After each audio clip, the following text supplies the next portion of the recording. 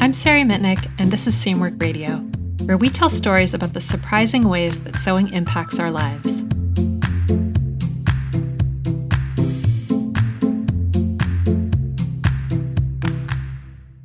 Welcome back to Seamwork Radio.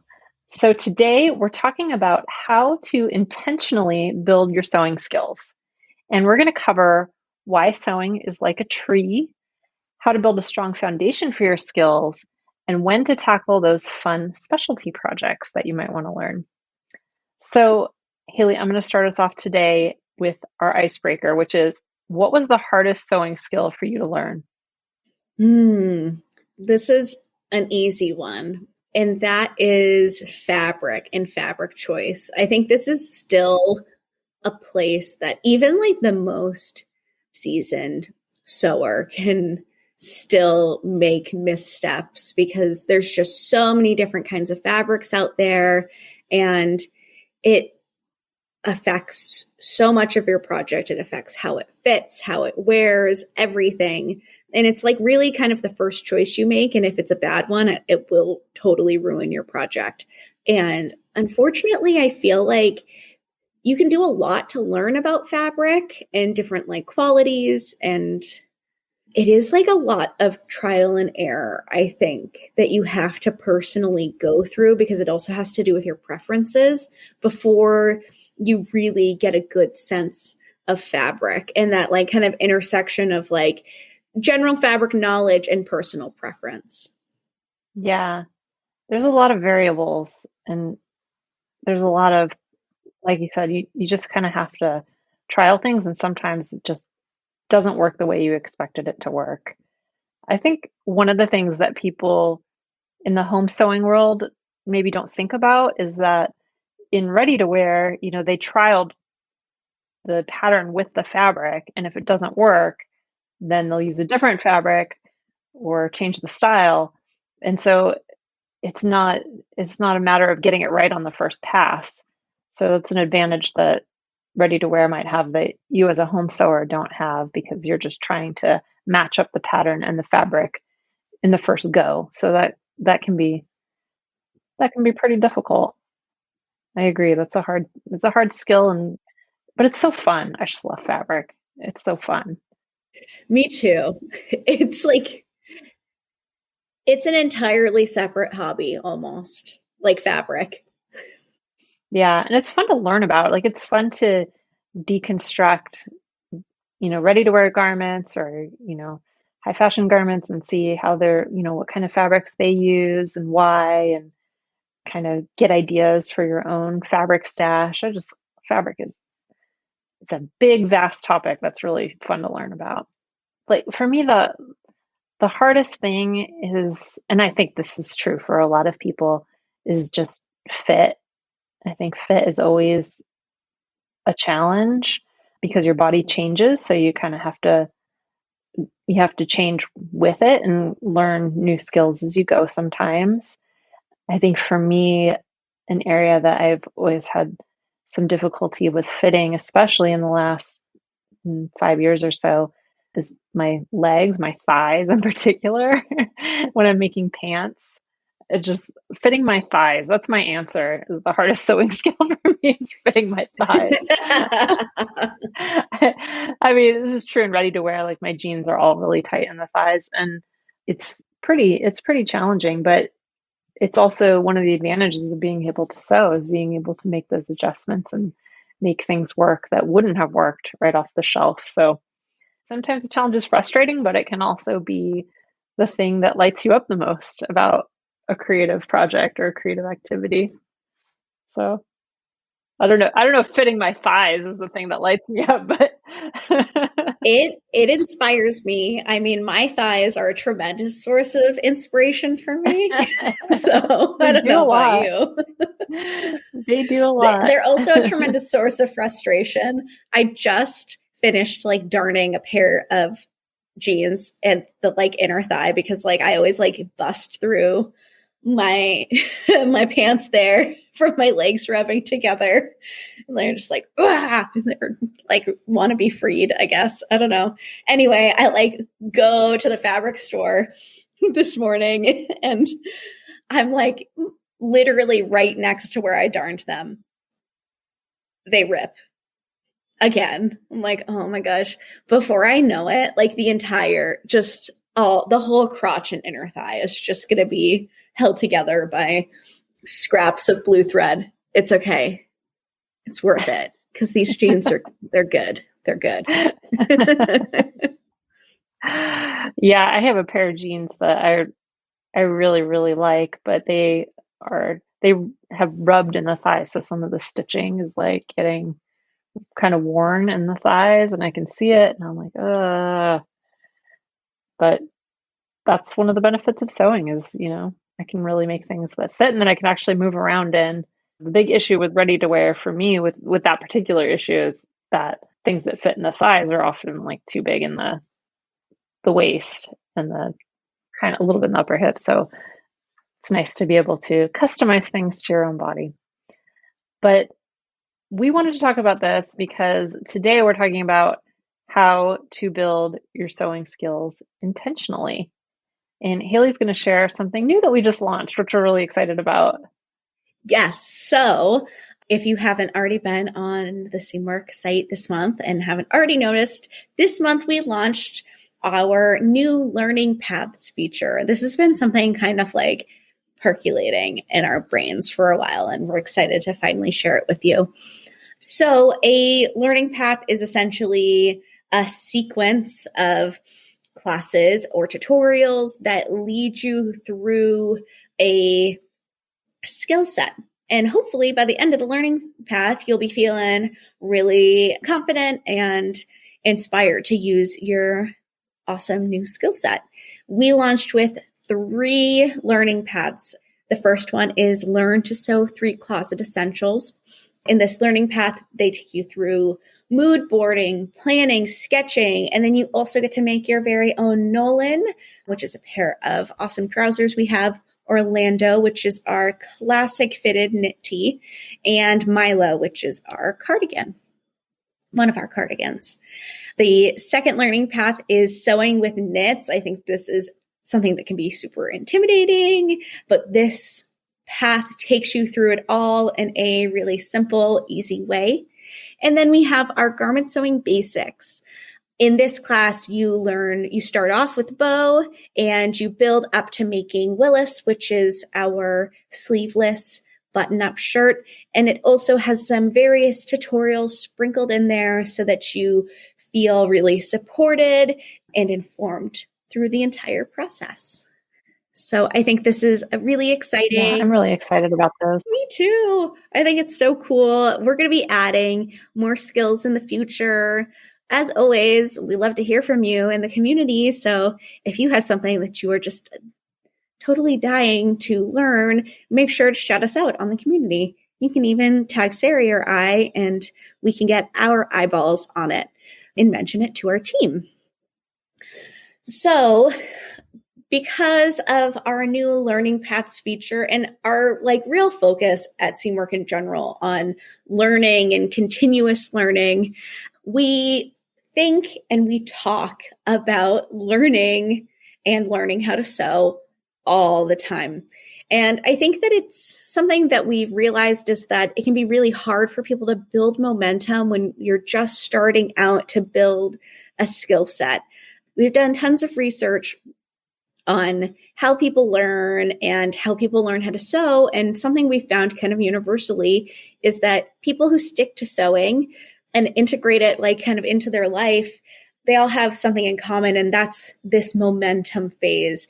It's the part of your sewing where you just can't get enough. You can't put it down. You sew, sew, sew. And we find that even if you put sewing down for a period of time, sewing is still kind of like a consistent in your life, or maybe something that you continue to revisit. And the number one challenge is kind of building up to that momentum phase. And a lot of people don't have a mentor or a teacher to guide them along the way. And this can be really tough because when you don't have that mentor or teacher, it's hard to even know what pieces of the puzzle you need to kind of create this big picture. And sewing can seem like this really huge, complex skill, but really it's just kind of a set of different component skills. Sarai and I were talking about this the other day, and she had this really, really good analogy. Yeah, I was saying that I feel like sewing is, if you think about it, kind of like a tree. You have at the bottom, you have this trunk. So we'll start there. So the trunk is kind of these foundational skills that you need in order to really get into sewing. And there's quite a few of them. There's how to use your sewing machine, for example. That's often the first thing. And I feel like that is the biggest stumbling block for people who are new to sewing. I hear all the time from people who say, oh, they hear what I do and they say, oh, I have a sewing machine. Could you help me learn how to thread it? Could you, and I feel like that's really the hardest thing of I'm going to go back and change my answer about my thighs because I think learning to use a sewing machine is actually the hardest skill because you just haven't done it before and it's totally brand new. And threading it at first seems kind of intimidating until you got the muscle memory and then it becomes very easy. So, how to use your sewing machine, how to read a pattern. I think that's another one that a lot of people maybe don't think about when they're starting out. But it's a really important component skill. It's part of like the trunk of this tree. How to make and press a seam, so just how to sew a seam and how to press it well, how to finish a seam, how shaping works. So how do you actually turn this two-dimensional fabric into a three-dimensional shape that has curves? How do you use darts and things like that? How do they work? How to add closures. Often you need a closure for a garment, whether that's zippers or buttons, or something that will actually close the garment. Not all of them need that, but many do. And hems and facing. So all of these kinds of very basic component skills that make up your foundation of sewing. And once you have those under your belt, you can really start to branch out. See what I did there, Haley? Branch out into the branches, which are the skills that are important, but they don't need to be necessarily the first things that you focus on. So once you've built up that foundation, the trunk of the tree, you can think about these kind of larger pieces like fabric choice. How do you choose the right fabric? And Haley was talking about that earlier, that's a more challenging skill. It's something maybe you learn a little bit about when you're first getting started, but it's kind of a lifelong learning thing. Basic fitting concepts. That's another thing that will serve you well as you continue learning to sew and get better and better at it. So if you can understand, you can go from understanding what a dart is to really understanding how to maybe manipulate them and change them to get a different fit, then you can do a lot more. And then intermediate construction skills. So that might include things like sewing with knits, for example. So some kind of extra skills that will definitely come in handy. And you can think about those as the branches of the tree. And then you have all the little leaves and maybe some flowers on the tree.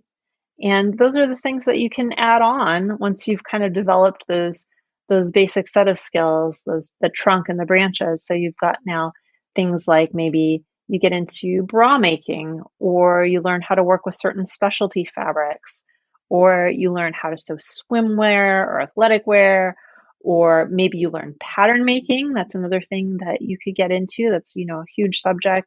Tailoring, shirt making. There's all kinds of stuff that you can learn depending on what your interests are and what your style is and what you want to do. So those are kind of the things where you kind of get to start to choose your own adventure and just kind of add on to what you already know. So I think that just thinking about this tree is kind of it's a fun metaphor. It kind of paints a picture in your mind of where to start and where you could end up. And then, once you master some of those leaves, some of those skills that are kind of at the ends of the tree, you can think about other ones that you want to add on. So I don't know. I think it's a fun way to think about it. Think of it this way, another thing to kind of consider when you're trying to build up skills in an intentional way is how you choose your projects. If you can choose your projects based on the component skills in that project, it's going to really help you to learn over time in a faster way because you're going to be actually creating projects that incorporate these skills, which just makes it more fun if you're actually making something that you want to wear with these skills, but you're doing it in a more methodical way. So when I learned to knit, for example, this is kind of how I approach knitting was I learned, the basics, doing knit purl, how to make a basic scarf. That took me a while. My first scarf I made, half the stitches in it were twisted. Like, but I didn't want to start it all over again. So I just had this scarf where half the stitches were twisted and the other half were not. And that's kind of how it is when you're just starting out. You kind of build up those skills to do those very basic things. So you learn in knitting, if you're not familiar, stockinette is like the very basic knitting pattern. So you learn how to do that, and maybe you learn how to do some ribs, basic stuff like that. And then as you go, I started to want to learn some more complex skills. So I would look specifically for a pattern that had some color work in it, for example, or I would look for a pattern if I wanted to learn how to do Fair Isle, I would look for that. And if I wanted to learn how to do cables, I would look for a cable sweater pattern. And I think with knitting, it's a lot easier to pick out what those skills are. They're very visible. And with sewing, they're a little bit more hidden, and you might have a pattern that incorporates several different component skills that you might need to learn. But if you can kind of think about it in that way, what is the thing? I want to learn how to really do an invisible zipper well. So I'm going to choose a pattern where I can put in an invisible zipper and make sure that I really take my time with it and get it right on this particular project. And you can kind of slowly build up your skills that way. I think if there are too many skills that you're trying to tackle at once, then that's where you can get really tripped up and it's harder to retain what you're learning, and it just becomes kind of messy and kind of scary. So if you can just break it down and think about the skill you want to learn and pick out the project based on that, it's a great way to learn. And then the other thing that I want to mention when you're trying to build skills in this way is using repetition. So if you are trying to master a certain skill, repeating that project or doing one that's similar, especially if you had a hard time with whatever that skill was as you were doing it, can really, really help, because repetition is just a great way to learn, especially I think with sewing, because it's such a motor skill. It uses your brain, but it also uses your hands. And just having that, learning that muscle memory and learning how to do things with your hands is kind of a different way of learning, I think, than we're used to in maybe a lot of our jobs, which might be more information based. So being able to repeat it with your hands over and over again really helps to cement it and cement the skill and allow you to do it a lot more effortlessly in the future. So those are my tips for really building up your skills in a way that's intentional. Yeah, I love this metaphor. I think that it's a really helpful way to kind of frame sewing and acquiring sewing skills if you're starting out on your sewing journey. So just to kind of recap the gist of the tree of learning. We need to name it something nifty. Maybe not the tree of learning. I don't know how nifty that is. Sarai likens the trunk of the tree to your really basic skills in sewing. So these are the kinds of need to know skills: operating a sewing machine, reading a pattern, etc. And then we have the branches of the tree, and the branches are the important parts, but the not quite as vital things, the things that you're not going to just start out with, things like fabric, fitting, more construction, and putting all of those component pieces together. And then we have our leaves and flowers.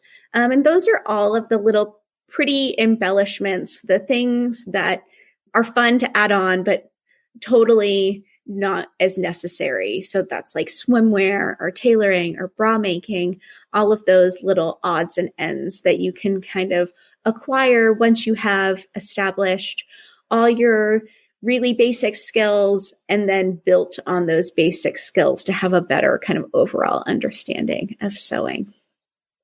And I just think that this is a really handy way if you know someone who's trying to learn how to sew and maybe having trouble not knowing where to start, I think that this can be a really great way to kind of introduce some sewing concepts to people. And it's also worth mentioning that we think that component skills are really like the foundation for all sewing. So focusing on component skills and choosing your projects based on those. And of course, repetition, repetition, repetition. Doing it again and having some grace with yourself, because you're not just learning a new skill, you're also learning a new motor skill, and you have to have an understanding of how it functions. And also your body has to kind of catch up with your mind and be able to physically do that skill.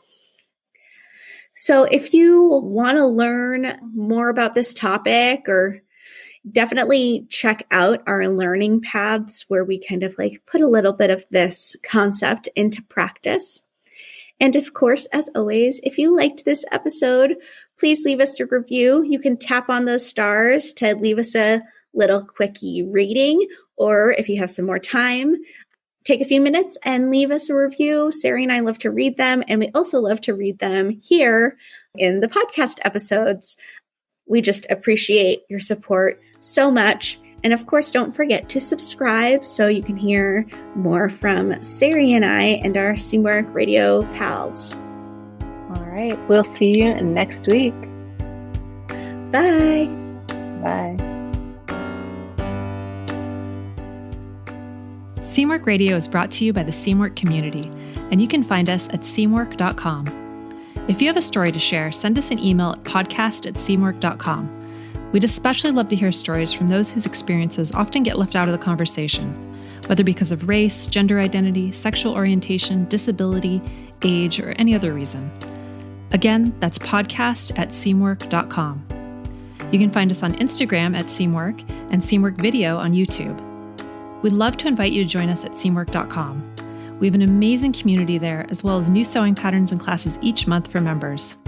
Podcast listeners can get 50% off our unlimited membership, which gets you unlimited downloads from our library of over 150 wardrobe-building sewing patterns.